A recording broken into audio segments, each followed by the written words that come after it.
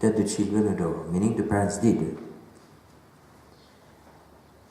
But there's a huge difference between the adoration of Adam and Eve before the fall and the adoration of Adam and Eve and Cain and Abel after the fall. The adoration of Adam and Eve before the fall does not imply at all any fear. And the fear of God started with the first sin. Before that there was no fear. What was the adoration of Adam and Eve before? It was an adoration by attraction. It was the adoration of little creatures, the first two, who, recognizing how good God was for them, how good their Creator was for them, joyfully gave thanks to Him. The first movement of adoration in the heart of Adam and Eve was a movement of thanksgiving. And the thanksgiving lived in the truth of knowing how good God was for them. The thanksgiving lived in total freedom, the free choice to give thanks to God and to give back all to God.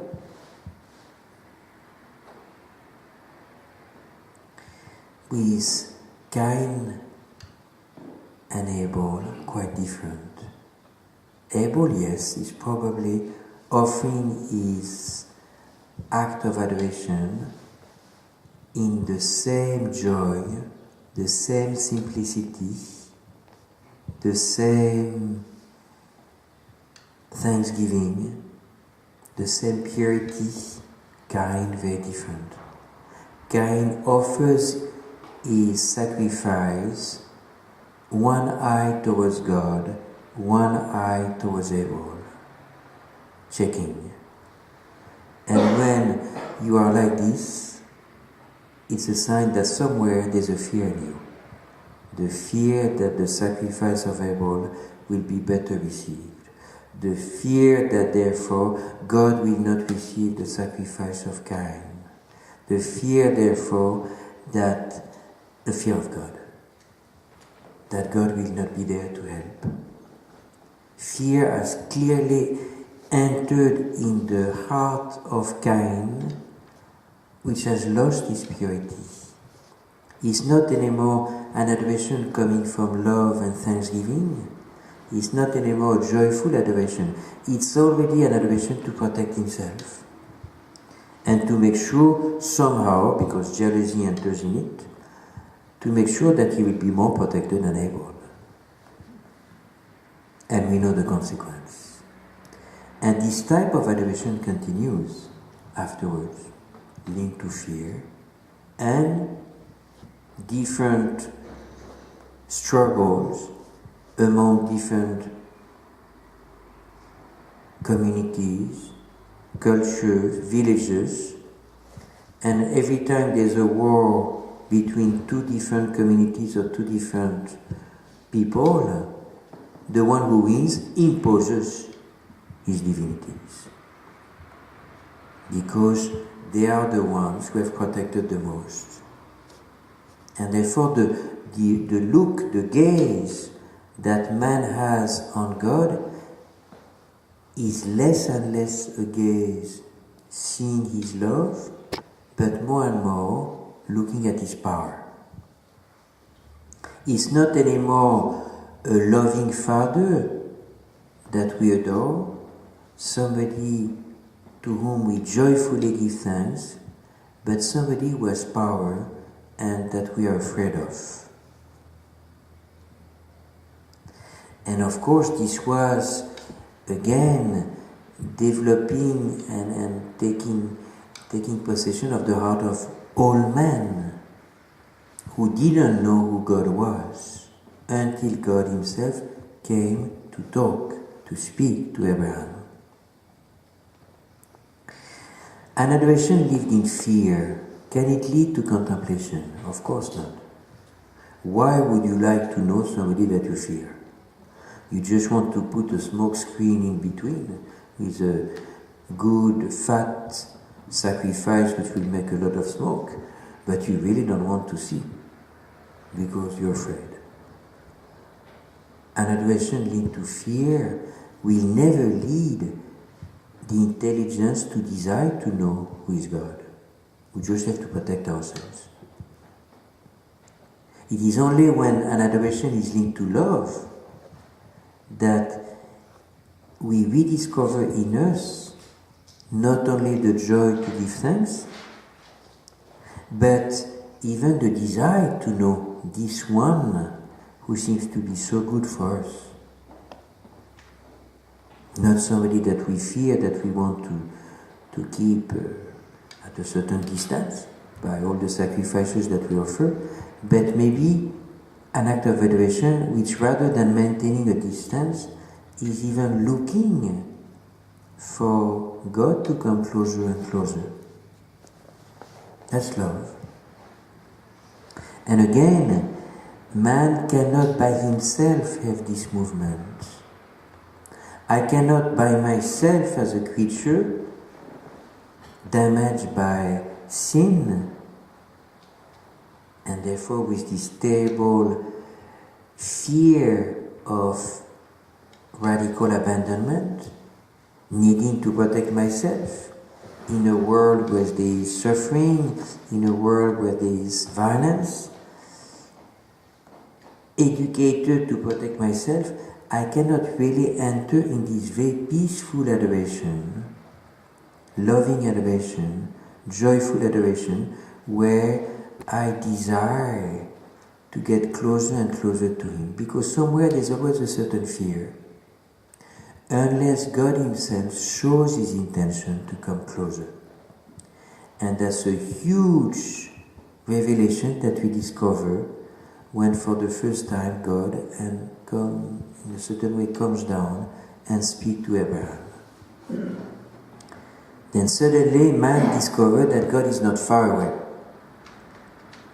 the unknown, transcendent, but that God desires to be known. Then in my adoration, there is much less fear, because God has chosen to come closer. And He has made a promise to Abraham. So not only has He chosen to come closer, but He has chosen to manifest the goodness, not power. The promise given to Abraham is not to win a battle. The promise given to Abraham is to be fruitful at an age when Abraham was not, with Sarah, capable to be fruitful. And therefore, it's a promise of happiness. Then there is no fear, but there's also the hope that it would be possible to get to know Him, because He has chosen to come to God, to us. And it is from that moment that we can enter in a type of adoration which not only implies that our heart desires to be totally given to our Father, but also our intelligence tries to know Him. Remember the speech given by St. Paul to the Athenians, who were extremely religious, with so many gods everywhere, even the unknown one. And that was really the joy of St. Paul, to say, to admire how religious they were, and to tell them, in your thirst for God, I am capable to tell you who is this unknown one.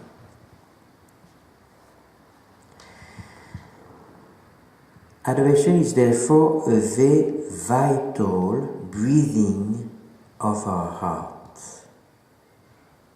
where, like a child, we enjoy depending on God, where we enjoy trusting somebody who loves us in an unconditional way, trusting somebody who is so absolute source for us.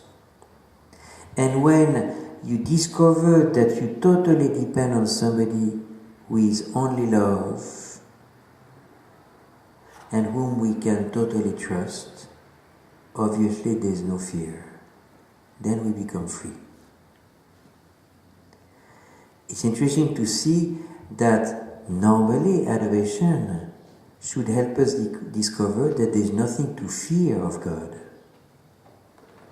because God has only chosen to create it out of a merciful love. We had no right to be created. And the very simple fact that we are created manifests that there is in God a love totally beyond justice towards us. If we were adoring and rediscovering a life of adoration, each one of us, fear would disappear more and more from us. Fear of justice, fear of condemnation, fear of lack of happiness, all those different fears, and of course, fear of death.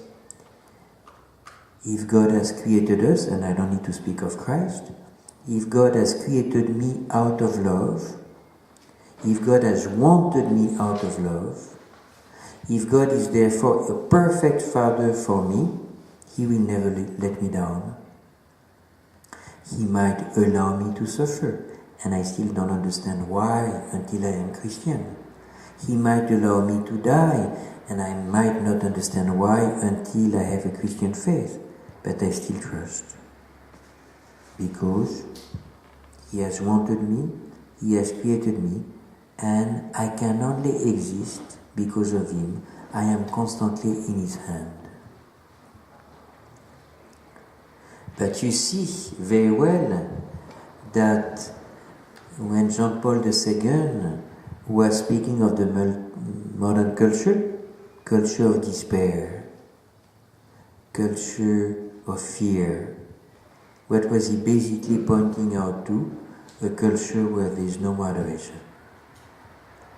Which is exactly what Jesus was saying when facing the Samaritan woman. The Samaritan woman had stopped to adore because some people said that you should adore in Jerusalem, others said that you should adore on top of the hills of Samaria, and since she doesn't know what to do, she has stopped. Consequence, 5 husbands, and the one with whom she lives is not her husband. She's totally outcasted. She comes to the well when there's no women because she's afraid of meeting others. She lives a life of anxiety. She has totally lost her freedom. And the moment Jesus brings her back to adoration, when the Messiah comes, He will explain to us everything, where we should adore. And Jesus says, I am the one. Immediately, she's in security. Immediately, she goes to the Samaritan man, which she would never have done before. She finds a totally new freedom. A culture where man does not adore is a culture of slavery, is a culture of despair, is a culture where there is no more trust. And we are there. So, first thing is to ask ourselves before we speak of contemplation, are we willing to recover this goodwill? Because clearly, if we don't adore, we cannot say that we have a goodwill in front of God. If I don't adore, it means that my will is not yet totally surrendered to my Creator, and therefore there's pride. If I don't adore, it means that I live not in truth, as if I was source for myself. I live in a false independence. I live in a false autonomy. I organize my life without this constant desire to be attentive to my source, to basically live a life in obedience to my source. Adoration is very, very much linked to obedience. And the goodwill practically will be, I want what God wants, obviously. Otherwise it's bad will. And roots itself is in, I want to give back to God all that belongs to Him. Because I want to depend on Him. If I don't want to depend on Him, I am not in truth. And in fact it is pride. So I think it's important that we realize that adoration should be as permanent in us as breathing. We never stop breathing. We never forget breathing. And we stop adoring. And we forget adoring. Breathing is natural to our body, and we have to recover what should be natural for our spirit. Is it difficult? Yes. For all of us, yes. Because we are terribly damaged by original sin and the consequences of sin. And the different, what St. John calls the concupiscence, the different consequences of sin in us, pride, vanity, sensuality, are all turning ourselves towards us. We are self-centered. So there's a tug of war in us. The world in us leads us to be extremely self-centered. And the demand of God is that we be turned towards Him. The truth is that we should be constantly dependent on God, and the error is that we constantly try to depend on ourselves or on the idols that we have built, which is basically the same. Either alone or as a community, then it becomes the Tower of Babel, but it's basically the same. Is there a tug of war in us? Yes. In the same way as there is a tug of war in each one of us, in our concupiscence, we have to slowly but surely develop the virtues so that our sensitivity is not self-centered. We have to develop the virtue of temperance. Otherwise, every time there's an ice cream, we take everything. And we all know that we have to do it. Maybe when we are alone, nice bachelor, we can have as much ice cream as we want, and we don't develop any virtue. But woe to us if we get married. Then we have to quickly develop the virtue. And it's normal, everybody will agree on this. That's an essential part of education. Better to do it before getting married. It is exactly the same in adoration. Adoration should be an essential part of our adoration. Even more important than sharing ice creams. And the virtue that it will develop in us is not the virtue of temperance. It will be the virtue of religion. We have no choice but to develop the virtue of temperance in order to handle our body properly. And we have no choice but to develop the virtue of religion in order to handle our spirit properly. How much is it part of a modern education? Not much. How much is it even part of a Christian family education? Not much. How much is it part of an education in seminary? Not much. While it is an essential virtue for the normal development, human development of our spirit. A person who handles a human life without the virtue of temperance is a monster and will destroy himself, at least physically, one day or the other, eating too much. A person who doesn't have and doesn't try to develop the virtue of religion is spiritually a monster, because it is somebody who is handling his life constantly in pride, acting as if he was alone or first.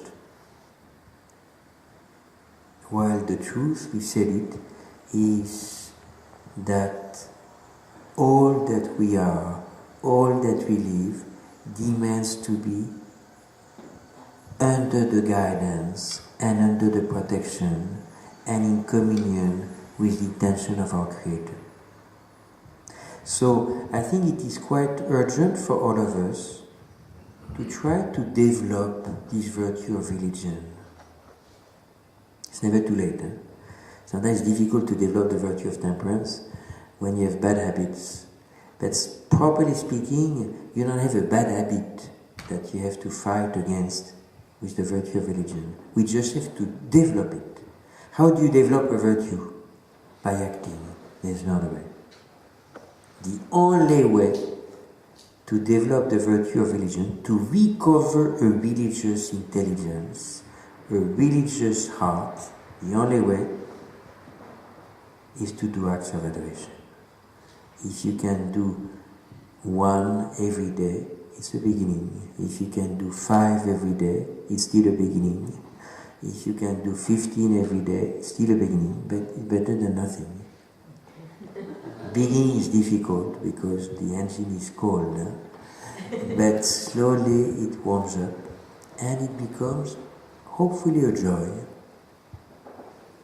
One day, hopefully, we become like Saint Francis, seeing in everything a brother or sister, meaning the mark of God. Saint Francis is speaking of brother fire and sister rain, was a man manifesting his adoration. He was seeing the Creator everywhere.